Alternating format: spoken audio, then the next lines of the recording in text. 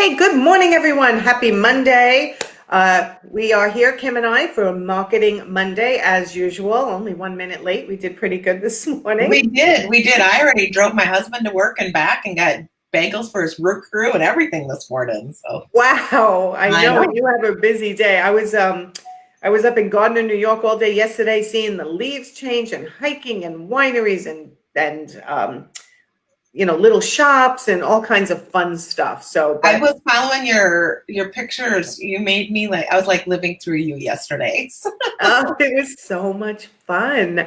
it was it. Sometimes you have to force yourself to get out of the house and go do something different, right? So Right. my son lives in this beautiful area that I've never gone and taken advantage of. So I took a girlfriend with me and who's known Caden since he was in kindergarten, and we just had the best day. So It looked like a wonderful day. okay, so what are we talking about today? Fourth quarter marketing goals. This is not when you do, what, the holidays are coming, I'm going to lay back. No. Actually, for many people, 2020 has been kind of a crapshoot year. Like just kind of like, huh. So you know what? I kind of have the attitude let's leave 2020 with the best ever. Like, let's make this quarter really count. And there are some simple things that we can do for marketing that we kind of overcomplicate. That's what I'm seeing a lot of people do is we overcomplicate the marketing piece of it. But for marketing goals, we have to have goals. And in order to have goals, we need to know our numbers. And so that's one thing that I strongly recommend if you're not doing now is get a Excel sheet with some KPI numbers. And what numbers you need to measure are the numbers that matter to you and your goal. Okay, so let me just tell everyone, because we're used to talking about this in staff meetings, but KPIs are key performance indicators. Right. Yep. And if you don't have an Excel sheet and you want one, I do have one made up that I'm happy to share.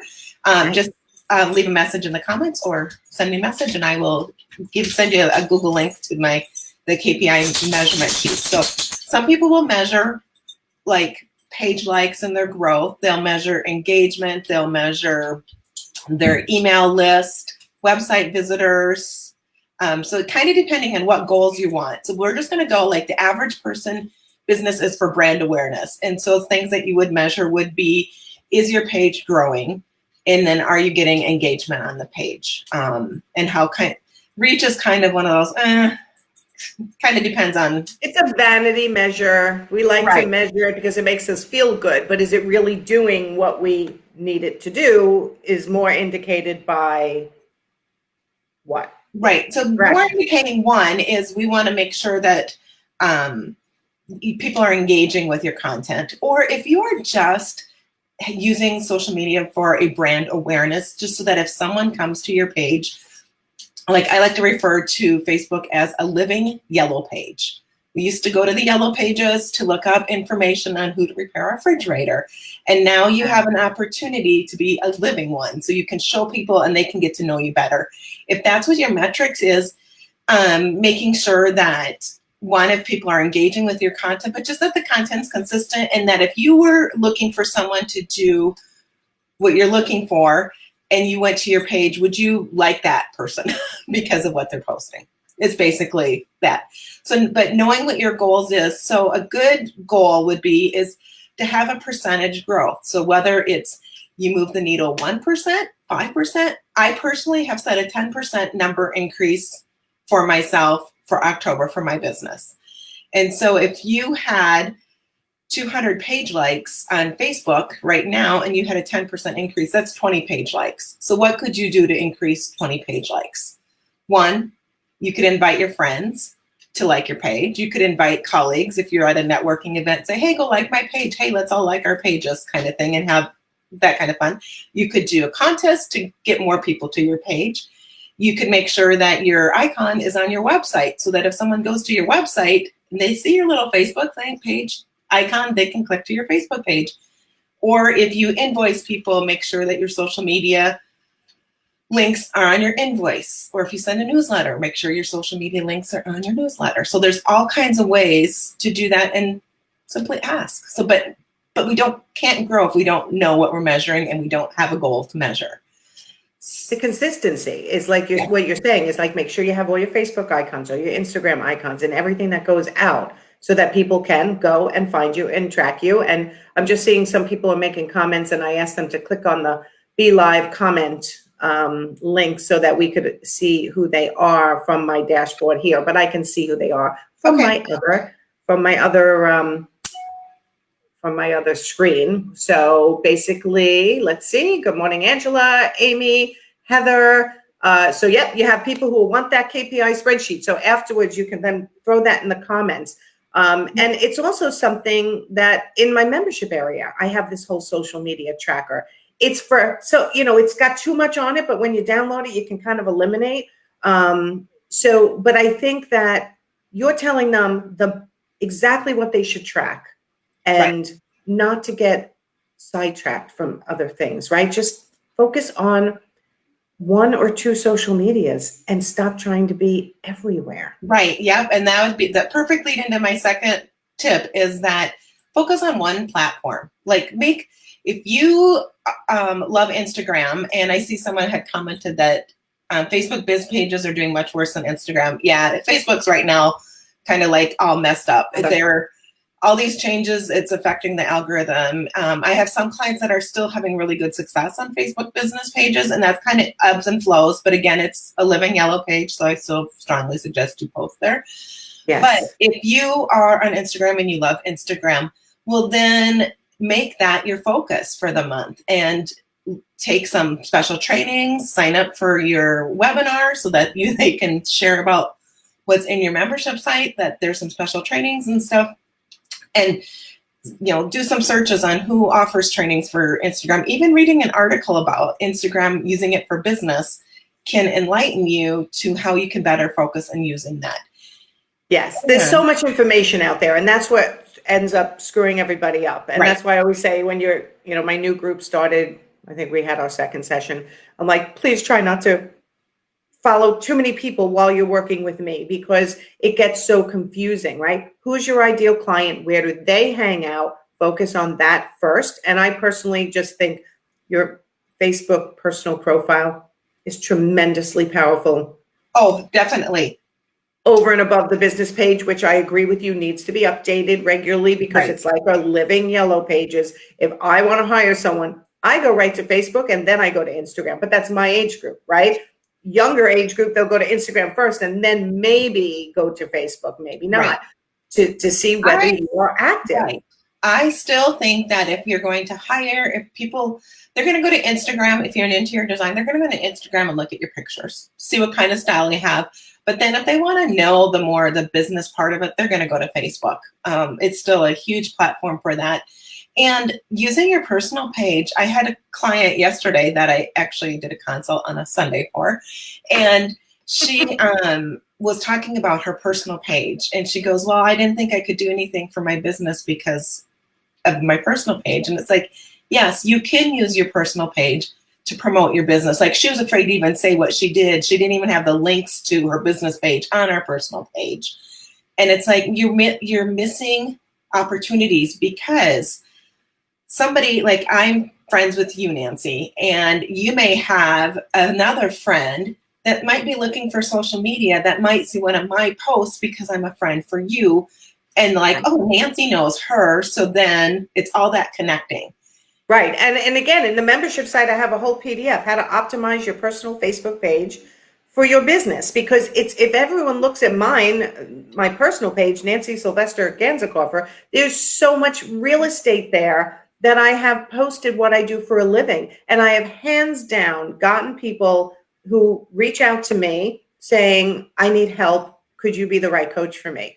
Just from my personal page. And I have tons of clients who, as their personal page, comment in other groups, in local moms groups or dads groups or support groups within their neighborhood. And they've gotten business from that. Because when they get stalked on or lurked by other people, it shows what they do. Right. And I would say that when I'm doing audits for for people on their social media profiles, 1 out of every 3 do not have it listed what they do for a job on their personal profiles. And to me, that's like, it's sad because you are missing a huge opportunity, especially if you are in these groups and you ask a question. A lot of times if someone asks a question and say that's relating to marketing, I'll click on their name to see what kind of field they're in to see if I could provide value to them, because I'm not going to have the answers for every field. And but I can't even know what job they do or what business they own because it's not listed. Right, but I want to address something. This is Heather, actually. I know many designers who do well and don't even have a Facebook business page. Of course, one of my best friends doesn't have an Instagram, doesn't have a Facebook business page, doesn't even have a website, and she's one of the busiest designers here on Long Island, but that's not the norm. And if you are struggling to fill your pipeline, it's one of the easiest ways to get visibility to what you do. And there's the new Facebook format too, shows what you do right under your name now, right in the center. Right. So they're seeing that people are using it to broadcast what they do for a living. It's just it's a no-brainer, I think. Right. And it helps a lot, especially if you're in a local area with brand reputation, that people can know you and they can shout you out. And I mean, I will be honest, a lot of my work comes from referrals and word of mouth. I would say 95% of my work comes from a referral from somebody, and it's not from social media. But I can also guarantee that people are watching what I do on social media. Definitely. Oh, your dogs are having a ball this morning. I'm so sorry. Oh, no, don't apologize. You know me. I have a dog. She barks frequently on our lives. Yeah.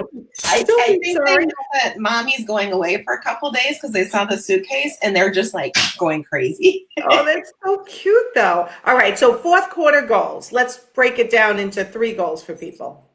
Know your numbers. Pick a platform to learn about and then engage in that platform. So don't post and ghost, engage. Don't post and ghost. Yep. I love that. So yeah, pick one platform for the fourth quarter. Yes. Get really freaking good at it, right? Yes. Know your numbers and embrace it and make it a goal. You know what? From this one platform, I'm going to get 2 new clients. How am I going to do that? Let me learn about it. Let me read about it. We have a ton of trainings in my membership site about different social media platforms and how to use it. If you want to learn more, attend my webinar in the announcements of my group, the Interior Design Business Forum. I have links to the 2 webinars. One is this Thursday at noon, and one is the following Wednesday at 7:00 at night. So I tried to give 2 time slots so people can attend. And we've got a lot of exciting special announcements that will only be announced on the webinar. So if you're looking to grow your social media, get your process in order, understand how to attract your ideal client, nail your sales closing conversations. This is going to be a webinar packed with lessons. And at the end, I'm doing a live Q&A that I'm staying on to answer everybody's questions about how to grow their business on anything related to the webinar itself and my membership site. So be there or be square, right? Right. It's a great opportunity, especially because let's rock it. Like I am so excited. And I woke up this morning, it's like, okay, fourth quarter, we can do this. We can like make 2020 the best year. Yes, absolutely. And Sarah, I think, Sarah, you might have come on late.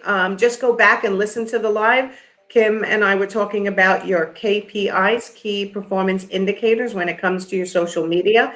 And Kim's going to be posting a link to a spreadsheet that you can download that helps you focus on the right performance indicators for your social media. So that'll be there shortly. So, all right, I know you have to get to an airport and all kinds of other stuff. So thanks for taking the time to do our Marketing Monday. Oh, thanks for putting up with my monkeys in the back.